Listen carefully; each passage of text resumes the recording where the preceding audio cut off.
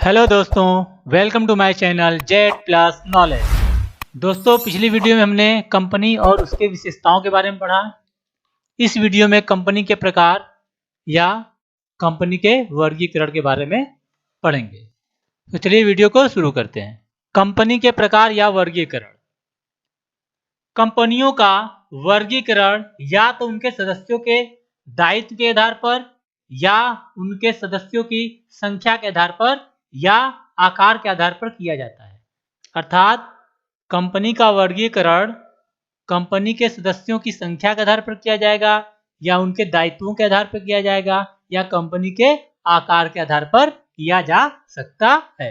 तो पहला हमारा दायित्व के आधार पर। तो दायित्व के आधार पर सबसे पहला हमारा होता है अंशों द्वारा सीमित कंपनी। अब अंशों द्वारा सीमित कंपनी, ऐसी कंपनी में इसके सदस्यों का दायित्व उनके द्वारा दिए गए अंशों के मूल्य तक ही सीमित होता है। अर्थात कंपनी के जो भी सदस्य हैं उनके द्वारा जितना अंश लिया गया होगा उनका दायित्व बस वहीं तक है। यदि एक सदस्य द्वारा अंशों की पूर्ण राशि का भुगतान कर दिया गया है तो सदस्यों के कोई दायित्व नहीं होगा। अर्थात अगर सदस्य अंशों का पूर्ण भुगतान कर दिया है कंपनी को, तो अब सदस्य का कोई दायित्व तो नहीं होगा। अगर कंपनी का समापन होता है या कंपनी के ऊपर ऋण बढ़ जाता है, कर्ज बढ़ जाता है, तो इस स्थिति में कंपनी उसकी देनदार होगी, कोई भी सदस्य देनदार नहीं होगा। नंबर 2, गारंटी द्वारा सीमित कंपनी। ऐसी कंपनियों में सदस्यों का दायित्व कंपनी के समापन होने की स्थिति में उनके द्वारा दिए गए अंशदान के वचन तक सीमित होता है। अर्थात जब भी कंपनी का समापन होगा तो सदस्यों का दायित्व वहीं तक होगा जितने राशि का उन्होंने वचन दिया है, जितने अंशदान का उन्होंने वचन दिया है। अतः इसके सदस्यों का दायित्व समापन की स्थिति पर भी उत्पन्न होगा। अर्थात यह स्थिति तब उत्पन्न होगी जब कंपनी का समापन हो। तो नंबर 3 है हमारा असीमित कंपनी।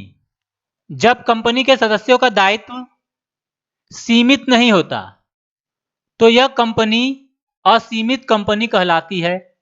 जब कंपनी परिसंपत्ति के द्वारा लिए गए ऋणों का भुगतान करने में असमर्थ रहती है तो इनके सदस्यों की निजी परिसंपत्तियों को प्रयोग में लाया जाता है।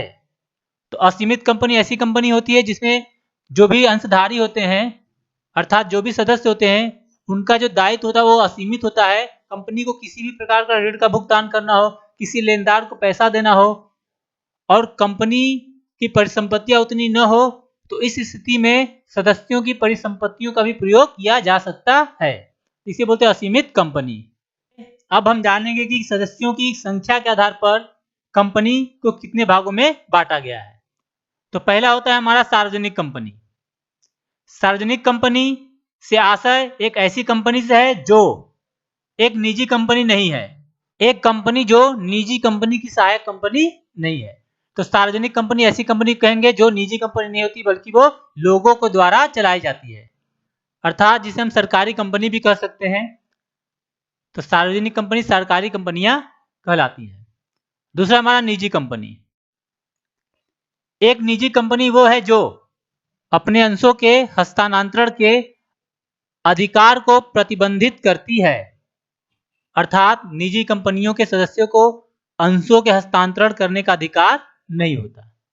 अपने सदस्यों की संख्या को 200 तक सीमित रखती है, अर्थात ये निजी कंपनियां अपने सदस्यों की जो संख्या होती है उसको 200 तक ही सीमित रखती हैं। जो जनता को कंपनी की किसी भी प्रतिभूति के अभिदान के लिए आमंत्रण नहीं करती, अर्थात जनता को कंपनी किसी भी प्रतिभूति के अभिदान के लिए आमंत्रित नहीं करती। तीसरी कंपनी हमारी एकल कंपनी। ऐसी कंपनी जो सिर्फ एक व्यक्ति के द्वारा संचालित की जा रही है उसे कहते हैं एकल कंपनी। तो दोस्तों, आपको वीडियो कैसा लगा कमेंट बॉक्स में जरूर बताएं और वीडियो को लाइक करना और चैनल को सब्सक्राइब करना ना भूलें। मिलते हैं अगली वीडियो में, तब तक के लिए धन्यवाद।